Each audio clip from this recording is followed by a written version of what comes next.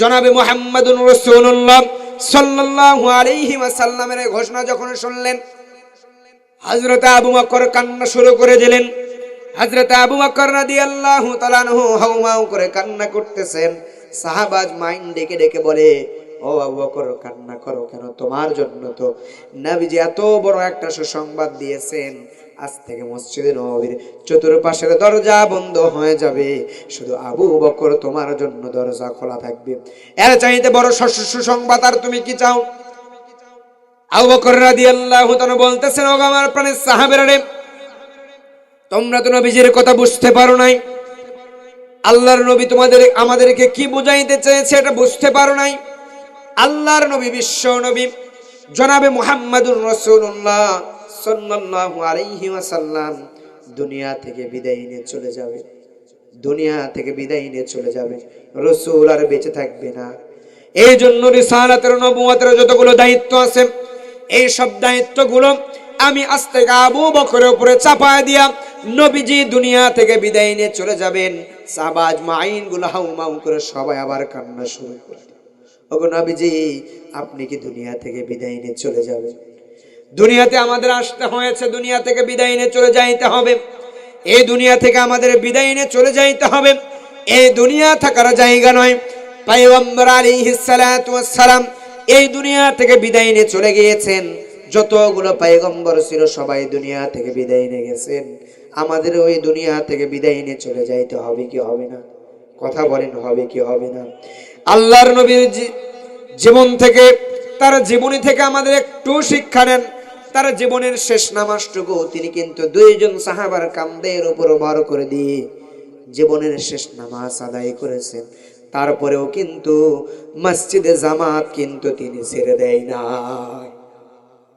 আজকে আমরা এমন মুসলমান হয়েছি ভাই, পা ব্যথা, হাঁটু ব্যথা, মাথা ব্যথা হইলে মসজিদে হয় চেয়ার আছে, না হলে ঘরের ভেতরে শুয়ে নামাজ হবে। কথা কয় না ভাই, নামাজ হবে। মোল্লা জমিতে গিয়ে কোদাল মারতে পারে, মসজিদে গিয়ে সিজদা করতে পারে না। কথা কয় না। মসজিদে গিয়ে আপনি সিজদা করতে পারেন না, জমিতে যে আপনি কোদাল মারতেছেন আপনার কিছু হয় না। আর নামাজের জায়গায় গিয়ে, নামাজের বেলায় গিয়ে আপনার যদি এত ভারী প্রকাশ হয়, আল্লাহর কাছে আপনি কি জবাব দিবেন? আল্লাহর কাছে জবাব দিতে পারবেন? কথা বলেন, পারবেন? সম্মানিত দিন ভাইয়েরা আমার, নবীজির জীবনের শেষ নামাজ তিনি জামাতে আদায় করেছেন। তাহলে আমাদের জীবনের শেষ নামাজ শুধু নয়, দুনিয়া থেকে কখন আমরা বিদায় নিয়ে চলে যাব এর কোনো গ্যারান্টি আছে নাকি আমাদের?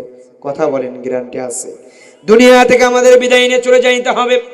এই দুনিয়া থাকার জায়গা নয়, ক্ষণস্থায়ী জীবনে আমরা এসেছি। এই দুনিয়াতে আদ-দুনিয়া মাজরাআতুল আখিরাহ, এই দুনিয়া হলো ফসল ফলাইবার জায়গা। এই দুনিয়াতে যদি আমরা নেক আমলের ফসল ফলাইতে পারি, এই দুনিয়াতে যদি আমরা নেক আমলের যদি আমরা ফসল ফলাইতে পারি, কোরআন দিয়ে যদি নিজের জীবনটাকে আমরা চালাইতে পারি, কোরআন দিয়ে যদি আমাদের নিজের জীবন ব্যবস্থাকে যদি আমরা সাজাইতে পারি, ইসলামী আন্দোলন যদি আমরা করতে পারি, ইসলামী আন্দোলনের কর্মী হয়ে যদি আমরা দুনিয়া থেকে বিদায় নিয়ে চলে যাইতে পারি, তাহলে এই দুনিয়ার জীবন হবে আমাদের সার্থক জীবন। আরে ভাই, একটা কথা কি জানেন? ইসলামী আন্দোলন সবাই করতে পারে না। কথা কন, ইসলামী আন্দোলন সবাই করতে পারে না। ইসলামী আন্দোলন করতে কলিজা লাগে। যাদের কলিজা নাই, যাদের বুকের ভিতরে দম নাই, এরা ইসলামী আন্দোলন করতে পারবে না। এত সহজ নয় ইসলামী আন্দোলন। আপনি এমন এমন খেলামনি করেন নাই, এটা ব্যাট বল খেলামনি করছে, বল করলাম, ব্যাট দিয়ে ছক্কা মারলা, আউট হইল, শেষ হইল। এত সহজ নয় ইসলামী আন্দোলন। যারা করে ইসলামী আন্দোলন করতে, এক কথায় ভাই, যার কলিজা নাই, এই ইসলামী আন্দোলনের ধার পাশেও নাই।